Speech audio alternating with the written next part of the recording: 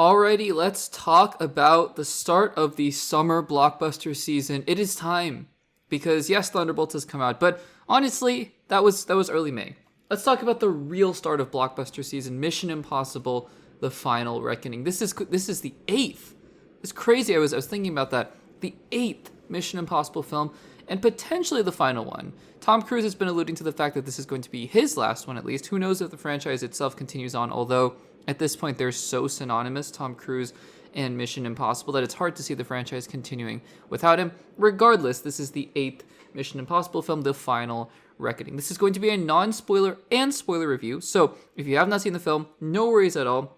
Feel free to stick around on the channel wherever you're listening, the podcast, the audio feed, the YouTube video, wherever. And then I will clearly delineate when the spoiler section begins, and then you can choose to skip around if you have not seen the film yet, or choose to stick around if you don't care about the spoilers. But I will be very clear about it, so no worries if you have not seen the film. No spoilers in this first section. Let's talk about Mission Impossible: The Final Reckoning. Just for a little bit of context here, I always believe, this is my philosophy, that it's just as important to know who the reviewer is and where they're coming from, just as much as hearing their thoughts, their actual thoughts on the film or the TV show. And so for me, I really got into the Mission Impossible franchise with Ghost Protocol. I think a lot of people in my age group, demographic, generation generally felt the same way, because I didn't really have any attachment to the original films. I may have seen them, I may not have, and if I did, it's been so long that I hardly remember them. But I really latched onto the franchise with Ghost Protocol, and then from Fallout, it was basically, because I think I watched Ghost Protocol in theaters, but it was really Fallout was the first movie that I sought out. I think Fallout is number 5, right? Is it Fallout? Is Fallout 6? Is Rogue Nation 5? Rogue Nation, maybe. Anyways, with Mission Impossible 5 was the first one I really sought out to watch in theaters, and from there it just went 5, 6, 7, and 8. But this is an interesting franchise for me, because it's not a franchise where I actively, just like the MCU, we're kind of monitoring it daily and thinking about, oh, what's the next thing that's coming out, and the new trailers and the new stills and rumors and leaks. Mission Impossible is not like that, right? You watch a Mission Impossible film in theaters, at least I do, and then you kind of just don't think about it. Not because the films aren't good, but because it was just such an enjoyable experience in the theaters, then you just kind of move on, and that's that. And so it's interesting, because every time a new Mission Impossible film comes around, you're like, oh my gosh, I'm so excited for it, and then you kind of forget that another one's coming for a while.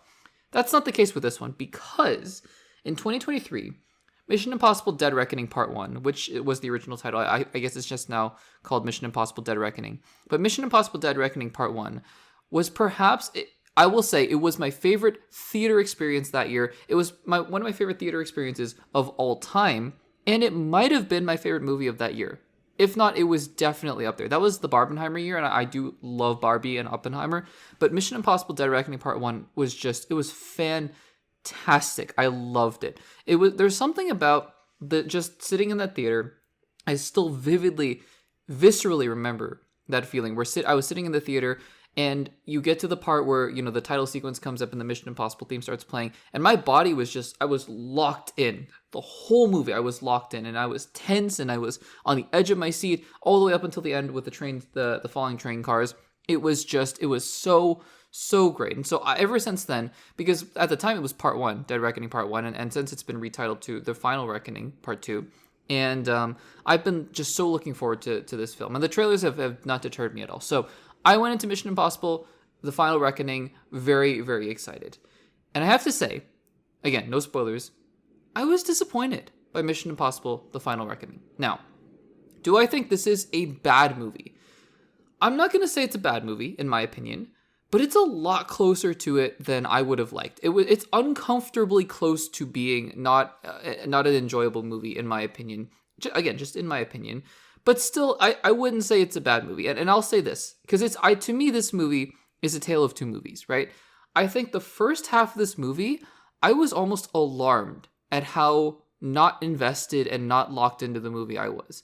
And it's interesting because, again, I have this distinct memory from the last movie, what is it, Mission Impossible: Dead Reckoning Part 1, where minute 1, I was so locked in, 2.5 hours, and I was just so on board. And this movie, the first half, just couldn't get me. I mean, there are a couple action sequences throughout the first half, and they're fine, they're good, but they didn't have that same quality, that same intangible quality, ineffable quality that Mission Impossible Mission Impossible films just have. It's hard to explain because they were well shot and well choreographed and whatnot, but still, I found myself sitting in the chair going, okay, and then, and there are a couple decisions that they, just creatively with the story that the film decides to make that I thought really took away from what makes Mission Impossible great. And it bothered me. It's I think, just in terms of subplots and different characters and storylines, the way that they set up the first half, I was sitting there going, why would we do this for this movie? It doesn't make sense that, especially if this is going to be the final movie, and again, not a spoiler here, but certain characters are not together basically for an hour of the movie. And I'm like, what? Why wouldn't, we have characters that we enjoyed seeing together and they're just not together for most of the movie, at least in the first half. It was weird. It was really strange to me. And I just didn't understand that. And again, just what the different characters were doing, it built up the story and the story was interesting. A couple of my fears from the trailers came true a little bit.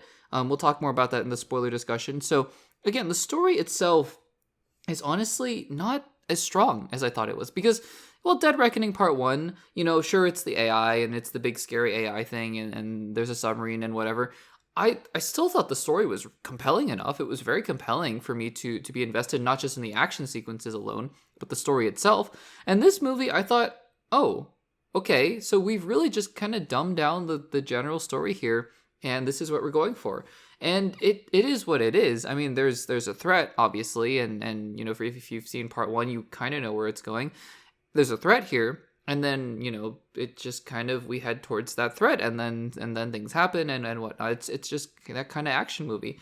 And I'm just a little disappointed because maybe they set the bar too high for the last movie, but, it is what it is. So that's the first half of the movie. But then, the second half of the movie, and there's a very distinct point, I'm sure you'll know once you see the movie, there's a distinctive point in the second half. And that point happens, and all of a sudden you kind of lock in a little bit. And even then, I was still sitting there going, well, I wish I was a little more locked in at that point than I was. But still, there, something happens in the second half, or at the beginning of the second half, and you're like, oh, okay, yep, really, really locked in. And from there, it really is the Mission Impossible that you come to expect. It's just that I realized it wasn't as impactful as the first movie because I just wasn't super invested in the story itself or the characters. So the action and the stunts and all the sequences where Tom Cruise is doing crazy Tom Cruise things in the second half of the movie, it's fantastic. It's still as great as ever. But I realized that it wasn't backed up by the story. It wasn't backed up by compelling character arcs in this story. And I found that disappointing because at the end of the day, it was just cool action. And cool action is cool action, but the story just didn't accompany it like it did in the first part. As always, Tom Cruise is doing Tom Cruise things. I don't particularly think he is, he's not going to win Oscars for his performances in these movies. That's fine. He does Tom Cruise things. I was actually let down a little bit by the supporting cast. Not that I don't think any of them are great actors. Simon Pegg is great, and Haley Atwell, and Pom Klementieff, and all the other people in the movie, this other side characters. I won't spoil some of them. There are some. If you've seen the trailers, then you'll know some of the interesting side characters and side actors that show up in the movie, but I won't spoil them if you haven't seen the trailers. But, there's some fun surprises in there. But ultimately, the characters, the side characters, they're just kind of there. Ving Rhames as well. I forgot to mention Ving Rhames, excuse me. Just, all the supporting characters are there, a couple new ones. And it is, the supporting cast is there. Like, I'm a little disappointed because a lot of the strength of the past couple Mission Impossible films has also been the supporting cast and their chemistry with Tom Cruise as Ethan Hunt. And this movie, they're just kind of there doing things. And it's disappointing because they don't form more of an emotional core or as much of an emotional core as I would like it. Obviously, the action is great. The action, the stunt, the choreography, the stunts themselves, it's all great. It's really, it's what you expect from a Mission Impossible movie. I will say that it's probably not as memorable as, the Burj Khalifa and Ghost Protocol or Tom Cruise's motorcycle stunt and the train cars in Dead Reckoning Part 1. It's not quite like that. It's still cool, though, especially, like I said, some of the stuff he does at the end of the movie and also at the beginning of the second act. Really cool. But I just feel like, at the end of the day, if you're going for a theater experience, even then, it takes a while to get to those moments where you're sitting on the edge of your seat going, oh my goodness, this is what it is to be in a theater. I watched it on one of the biggest AMC screens I could. It wasn't IMAX.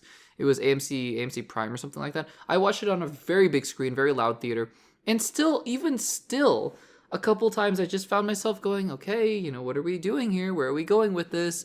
And I think that's a little disappointing for a Mission Impossible film, to be quite honest. So this is probably going to be my least favorite out of the quote-unquote new Mission Impossible films, talking about Ghost Protocol, Rogue Nation, Fallout, Dead Reckoning Part 1, and The Final Reckoning.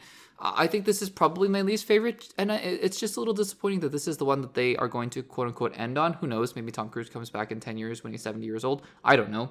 But still, I think that it has enough of the elements there that if you have time, if you enjoy these films, go ahead, go watch it. It's not a terrible, it's not an atrocious film, nothing like that.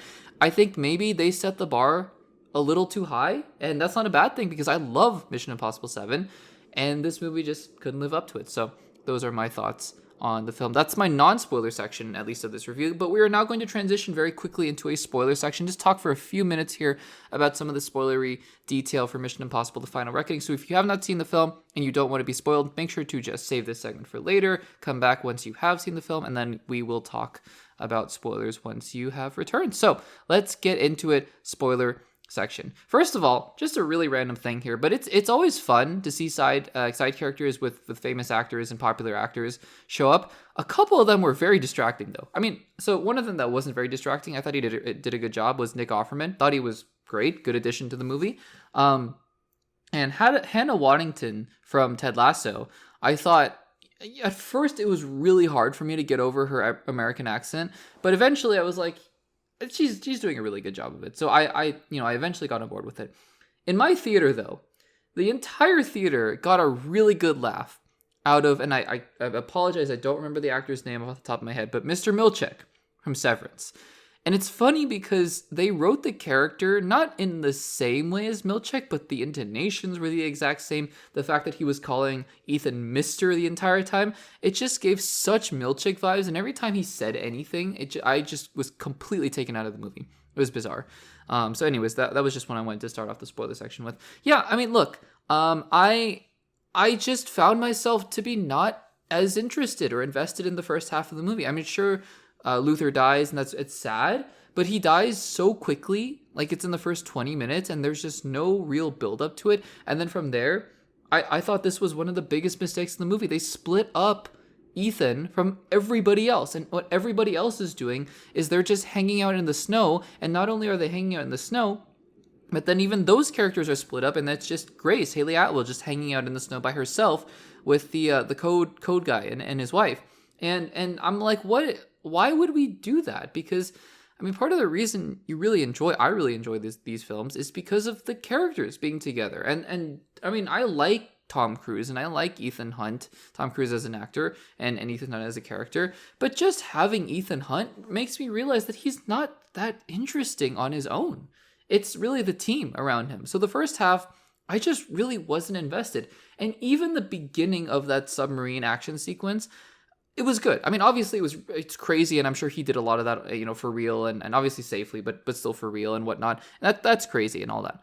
But still, I mean, it wasn't until he took off his suit, and even that's just crazy and unbelievable. Like his body would have just gotten destroyed from the pressure of the water. There are a lot of things in these movies that he, you know, if the character actually did that, he would be dead. But, you know, when he took off his suit, that was when I was like, oh my gosh, like that's Mission Impossible. That's crazy. And that's really when I locked into the movie. The rest of the action sequence, it was good and all, but I think that was the moment when I really locked in. And from there, I mean, it's the craziness that you expect if using the bomb and the 100 milliseconds to take out the flash drive and Tom Cruise jumping from plane to plane. That stuff was really cool. But like I said, I just wasn't as invested in it, so it was just really cool to see on a big screen versus Dead Reckoning Part 1, where I was so locked into getting the key and the train sequences and you know, the motorcycle chase and everything like that. I have to go rewatch Dead Reckoning Part 1 because I really love that movie, and I think I saw it a couple times that summer. I can't remember another theater experience, sans maybe Marvel, you know, Infinity War, Endgame, No Way Home, where I just had such a visceral experience in a theater.